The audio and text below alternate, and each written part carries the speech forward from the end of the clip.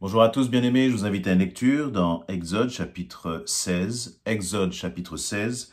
et je vais lire à partir du verset 16. Exode 16, 16, juste pour donner un peu de contexte, eh bien le peuple d'Israël se trouve là dans le désert et commence à avoir faim et donc se plaint à Moïse et se plaint contre Dieu en disant, eh bien nous étions mieux nourris lorsque nous étions en Égypte. Et donc Dieu va manifester encore sa grâce, sa miséricorde en faisant descendre du ciel de la manne, donc une sorte de pain et d'écailles afin que le peuple puisse être nourri donc d'une façon miraculeuse.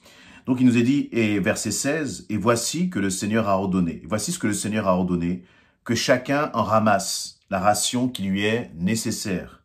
Vous en ramasserez environ 4 litres par personne, d'après le nombre de personnes vivant sous la même tente. » Les Israélites agirent ainsi, ils en ramassèrent les uns beaucoup et les autres peu.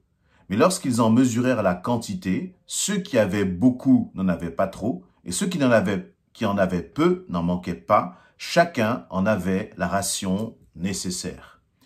Moïse leur dit encore que personne n'en mette de côté pour demain matin. Mais certains n'écoutèrent pas et conservèrent jusqu'au matin. La vermine s'y mit et rendit le tout infect. Moïse se mit en colère contre eux. Dès lors, chaque matin, ils en amassèrent leur ration quotidienne. Quand le soleil devenait chaud, le reste fondait. Le 6e jour, ils en ramassèrent une double ration, environ 8 litres par personne. Je vais sauter là au verset 27. Pendant le 7e jour, certains Israélites sortirent du camp pour aller en ramasser, mais sans en rien trouver. Le Seigneur dit à Moïse, « Allez-vous encore longtemps refuser d'obéir à mes commandements et à mes enseignements? Sachez-le bien, je vous ai donné le sabbat pour vous reposer, et voilà pourquoi je vous donne le 6e jour, une ration de nourriture pour 2 jours. Le 7e jour, que chacun reste chez soi et que personne n'en sorte. Ainsi, le peuple d'Israël se reposa le 7e jour. Amen. » Voilà donc dans ce texte, eh bien comme je l'ai expliqué, le contexte est que Dieu va faire descendre de façon miraculeuse chaque jour de la manne qui vient du ciel, donc une sorte de pain qui vient du ciel, ainsi que des cailles, afin que le peuple puisse être nourri. Et Dieu avait dit ceci au peuple, « Vous ne prendrez que la ration qui vous suffira pour la journée. » Et donc la parole nous dit que celui qui avait pris plus, en fait, correspondait à ce que sa famille avait besoin. Celui qui avait pris moins était aussi nourri. Et donc, personne n'était délaissé, personne ne manquait de rien, parce que Dieu prenait soin de son peuple d'une façon extraordinaire. Et cela, c'était valable pour les 6 jours de la semaine. Par contre, le 6e jour de la semaine, et donc pendant ces 5 jours, si un homme, une femme, eh bien, prenait un peu en double pour qu'il lui reste pour demain, eh bien, ceux qu'il gardait en double pourrissaient, moisissaient et donc n'étaient pas réutilisables.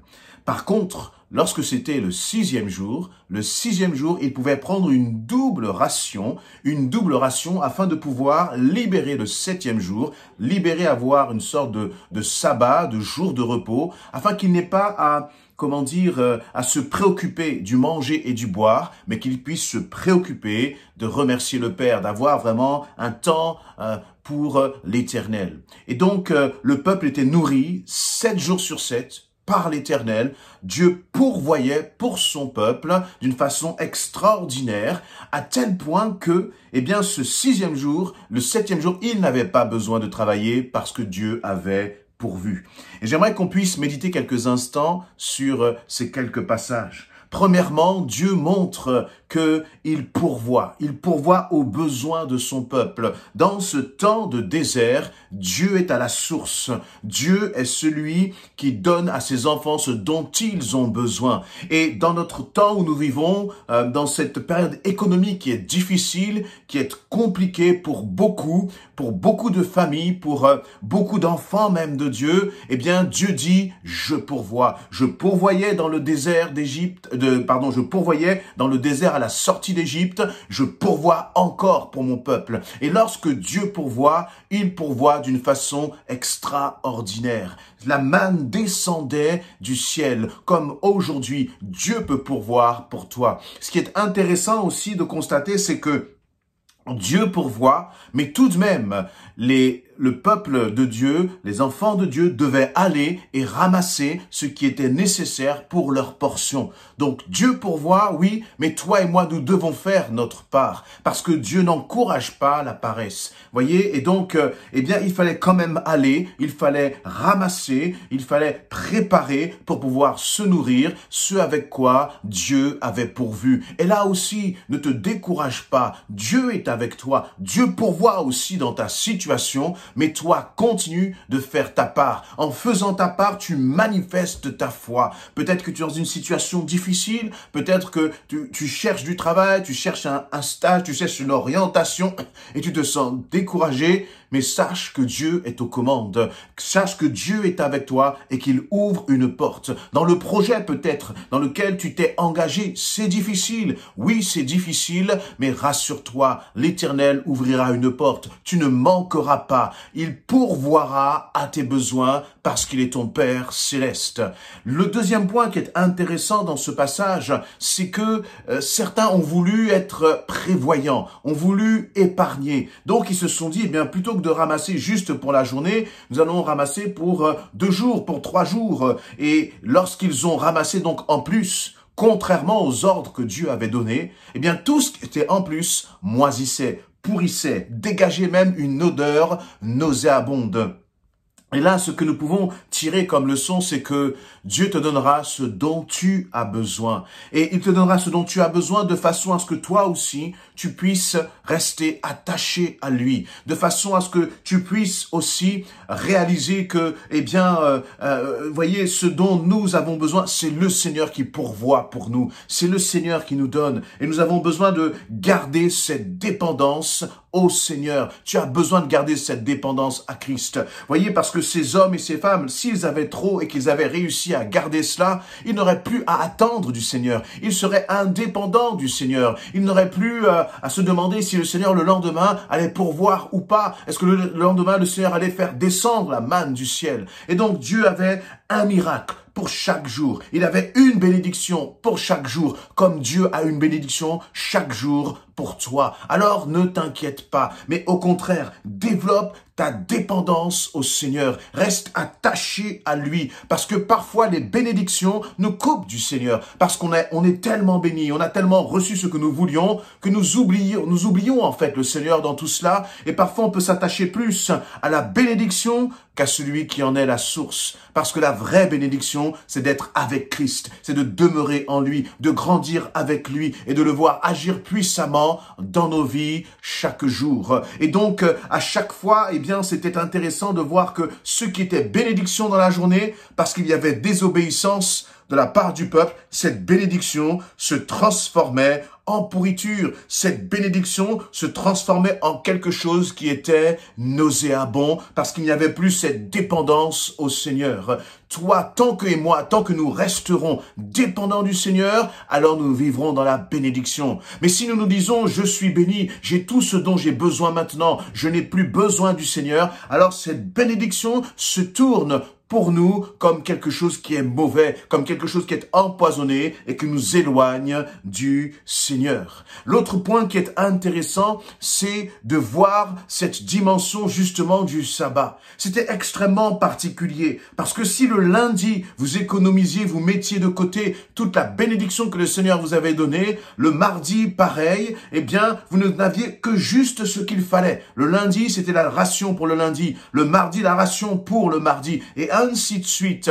Par contre, le jour qui précédait le sabbat, le Seigneur voulait vraiment que son peuple puisse avoir un temps pour lui, que son peuple puisse arrêter de travailler pour s'occuper justement des affaires du Père. Et donc, cela m'interpelle. Ça veut dire que Dieu pourvoyait pour son peuple de façon à ce que son peuple ne puisse manquer de rien et que son peuple puisse, au contraire, tourner ses regards vers l'Éternel, passer du temps dans la présence du Seigneur. Dis-moi, quelle est la place du travail dans ta vie? Quelle est la place de tes activités dans ta vie? Dieu pourvoit chaque jour pour toi. Et lorsque parfois, eh bien, ce monde qui est consumériste, qui nous pousse à la consommation, qui nous pousse à toujours plus peut-être, avec toujours peut-être plus de responsabilités, toujours plus d'argent, eh bien, tout cela se fait au détriment, très souvent, de notre communion avec le Seigneur.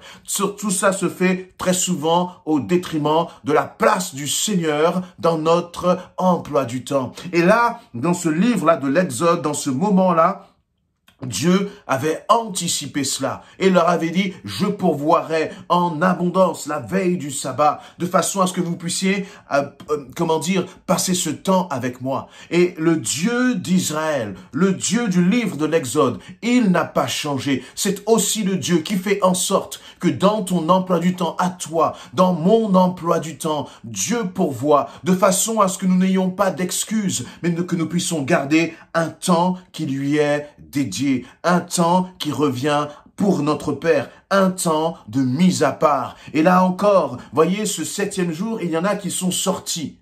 Parce qu'ils n'avaient pas prévu le 6e jour. Ils sont sortis ce 7e jour pour essayer d'amasser. Mais ce 7e jour, parce qu'il était réservé au Seigneur, ils n'ont rien trouvé. Et là aussi, nous devons apprendre à gérer notre temps. Nous devons apprendre à gérer nos occupations afin de garder un temps pour notre Seigneur. Je sais que ce n'est pas évident dans ce temps où, dans cette époque où tout est folie et nous courons toujours, après les activités, après le travail, nous sommes tous chargés. Mais je crois que là, il y a une vraie dimension, une leçon que le Seigneur nous donne et qu'il dit, eh bien, si tu le désires vraiment, moi, je peux faire en sorte que dans ton emploi du temps, il y ait ce temps qui me soit dédié. Je l'ai fait pour mon peuple dans le désert. Je peux le faire encore aujourd'hui. Mais ce que Dieu ne veut pas, c'est qu'il soit négligé. Tu aimeras l'Éternel, ton Dieu, de tout ton cœur, de toute ta force, de toute ta pensée. Et ce que j'aime, c'est que le Seigneur qui avait dit cela à son peuple, eh bien, c'est le même Seigneur qui va faire en sorte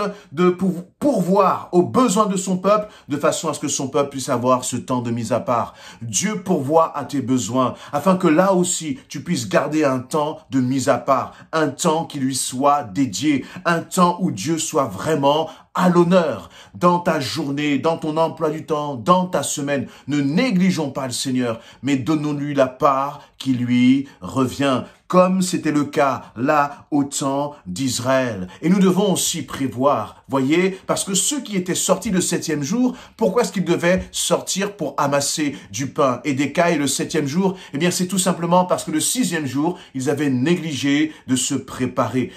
Lorsque l'on va à la rencontre de notre Père, on se prépare, on s'organise, voyez, de façon à dire, là c'est un temps qui t'est dédié Seigneur, je veux me préparer, je veux m'organiser en amont pour avoir ce temps de cœur à cœur avec toi Seigneur. Et je crois que cela, c'est une façon de rendre honneur à notre Dieu. Ne mettons pas des temps de mise à part pour le Seigneur seulement quand nous avons du temps.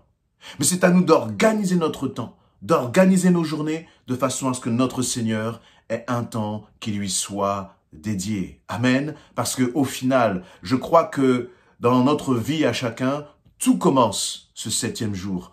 Tout commence ce jour de sabbat. Tout commence à partir du moment où nous mettons du temps à part pour le Seigneur. Et si nous mettons du temps à part pour le Seigneur, eh bien, nous verrons, tu verras sa gloire dans ta vie se manifester comme elle s'est manifestée pour le peuple d'Israël dans le désert. Amen.